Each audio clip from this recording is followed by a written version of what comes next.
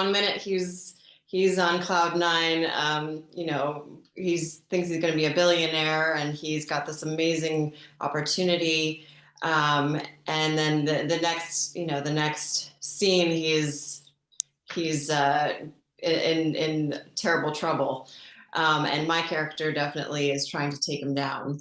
So yeah, he makes a deal with the devil, and it kind of unravels from there. Yeah, I suppose the sort of rags to riches and the prospect of going back from riches to rags again is one that is sort of thrown throughout this concept in terms of this movie. But you mentioned there about your characters trying to bring him down, and dare I say, is she from what I see, is she that bit of a temptress, that's a seductive type of a force, that the element of with all the glitz and the glamour comes the sort of seedy underbelly of dare I say, of the high rollers, and dare I say, is she the one that is sort of that prey, that sort of feasting on that sort of the high rollers? Is she that sort of falcon or vulture lurking in the background? Oh, definitely. She's 4 steps ahead of everyone in the movie. She is calculating and conniving and very manipulative, and um, she sees opportunity. And she's also been planning. I don't want to give away the movie, but she's also been planning this for quite some time. You'll see the dynamic between my character and Oliver Cook's wife, Caroline, and how I'm basically hunting her out of jealousy. And you'll see there's actually a history between us that is revealed towards the end without giving anything away. Yeah, and you mentioned that in terms of playing this sort of, dare I say, conniving sort of temptress. But I suppose temptress is not the word in terms of that you have alternative motives as well, aside from playing that sort of role. The temptress is just a ply to achieve your aims, and those sort of multi-dimensional characters that you get to play as an actress, are they sort of fun rather than just being the big, big, blonde, bitsy bimbo, or the sort of the straight edge killer, a GI Joe assassin? When there's many different layers to a character, is it exciting as an actress in terms of where you could sort of take it in terms of the up to bottom and up again sort of roller coaster? Oh yes. I mean, the place I start out to where I end up is pretty crazy. And it's so much fun to play a villain who is manipulative and has ulterior motives. And um, I'm sort of playing this well-to-do woman, a successful woman, um, and you actually get introduced to my character as kind of this nice girl in a yoga class. So it's sort of this funny place is just to introduce her, and then where I end up is just like complete 180. And it's probably the most fun I've had playing a character. I mean, I get to um, it's really a juicy role. I mean, there's so many layers to it, and towards the end, I also really kind of bare my soul, and you actually see that you see the heart of my character, which I was trying to definitely portray, so I didn't come across as just a villain. So you don't just hate my character. I wanted the audience to also feel for my character as well and see where she's coming from. So it was very multi levels. And I So. suppose you can't really have a great suspense movie without having one of the hardest working actors in Hollywood play a part, in terms of Tobin Bell. And when you think of Tobin, psychological thrillers go hand in hand. He almost feels like he is that doctor of psychotherapy, in terms of that you, if you had sort of problems, that he'd be the first type of guy that you would go and visit and ask for advice to get on the straight and narrow. He gives that sort of perception about, and Tobin almost is that sort of devil's advocate in terms of this movie. Oh, definitely. And it was so much fun to play off of him. And it's funny, he's playing a more straight edge character. in this movie. He's so known for Jigsaw and playing the villain. So it was actually a real treat for me getting to play the villain opposite him and kind of winding him in my web. So I'm sure that was pretty interesting for him too. But he was A just new such a joy. experience, I imagine, for him as well. It's normally the Yes, other way around. yes, exactly. Yeah, yeah, I think he was kind of actually getting a kick out of me on set. But he was such a joy to work with. He's very grounding presence. I mean, he's a legend. So um, so much fun to work with him. Yeah. And tell me about the shoot of this movie, filmed in Augusta, Georgia. We all know Augusta, it's famous for the Masters and the golf in terms of bringing all the glitz and glamour of the sporting world. But in terms of filming a movie, in terms of scenes and location, and we mentioned the name Spring Manor, and it's mentioned a lot throughout this sort of movie as well. Was it nice to get away from, dare I say, the glitz of Los Angeles and Hollywood Boulevard to come out to a place like Augusta, the real heartland of mainland America, and shoot a psychological thriller rather than a Western? Yeah. Yes, it was it's funny because we were there for a good month, and it was almost like being in a boot camp, because we were just kind of all there. It was like summer camp almost, where we're all just there, and we were really able to focus just on the movie. And Augusta just has so many beautiful old historical locations, and it really lent to the movie. Our location for Spring Manor was so interesting. It really kind of gives a flavor, and it almost plays an extra it almost is a character in the movie because of its mystery, its kind of deterioration, and its history. And it was just such a cool place to shoot.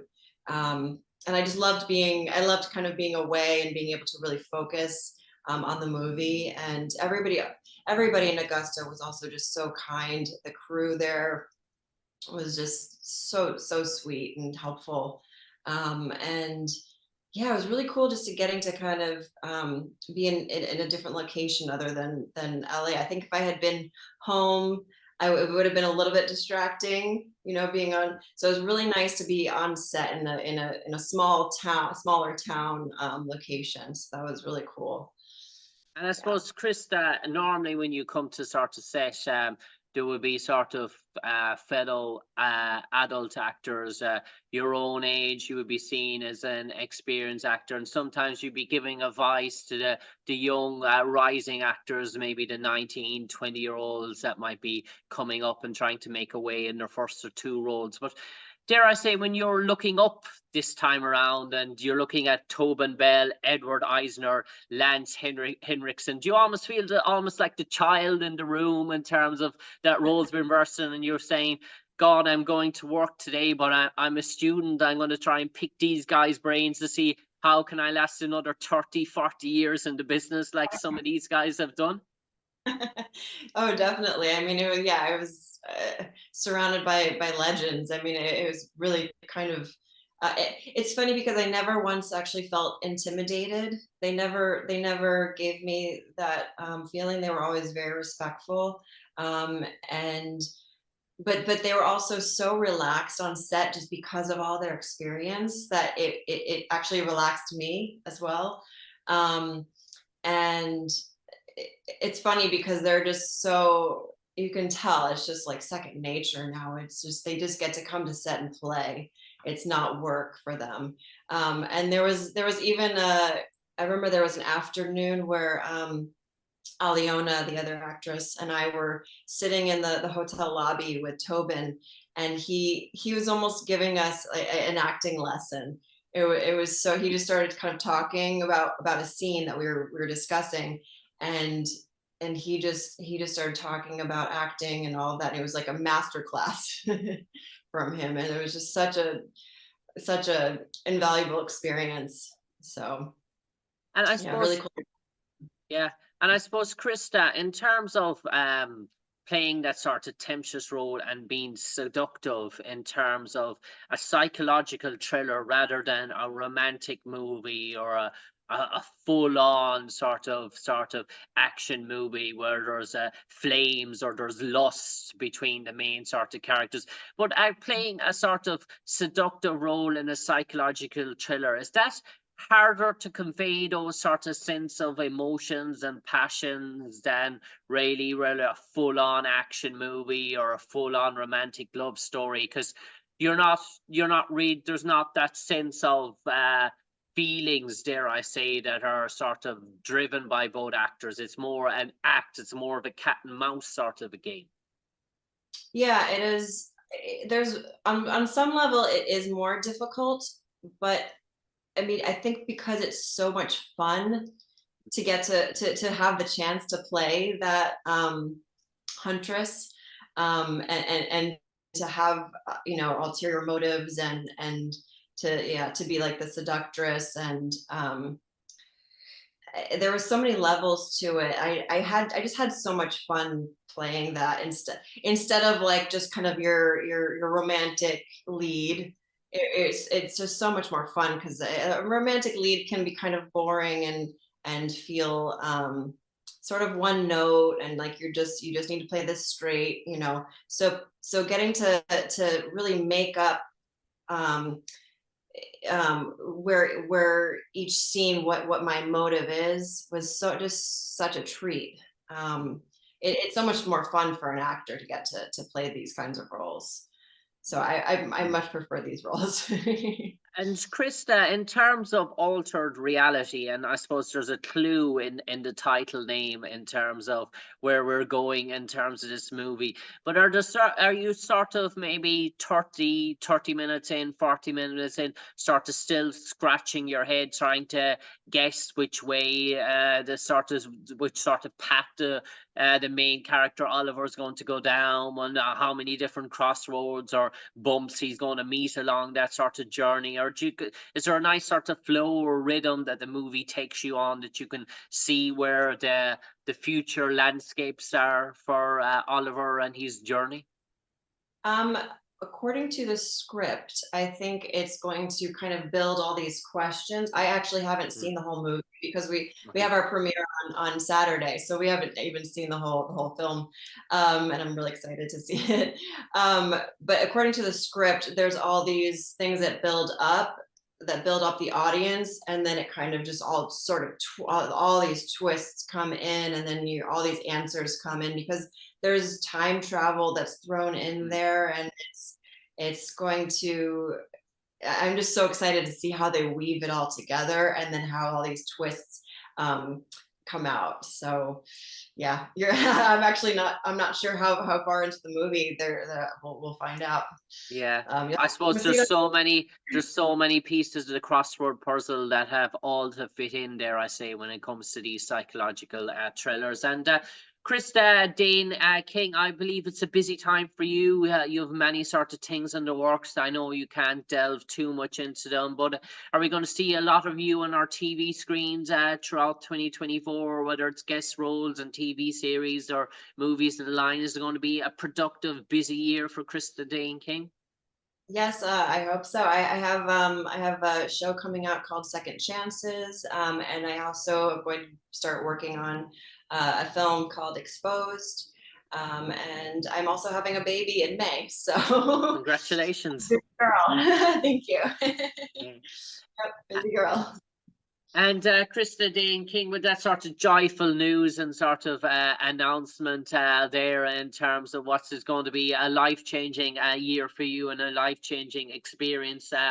Krista, you might enlighten all our audience why they should go out to the cinemas en masse to see Altered Reality, to see you and your portrayal of Alex Parker in the movie. And dare I say, Krista Dane King, what's in store for them? I think it's going to be a really fun thriller. Thrillers are actually one of my favorite genres of movie, and it's going to be a real treat for the audience, especially with these amazing performances. Ed Asner I mean, he's a legend. I believe we were one of the last films he made before he sadly passed. And I mean, just it's going to be, I think it's genre breaking actually, because we're weaving together all these different, I mean, there's period, it's a partial period piece, partial psychological thriller, there's drama. So it's going to be really exciting to see for our audiences. On that note, all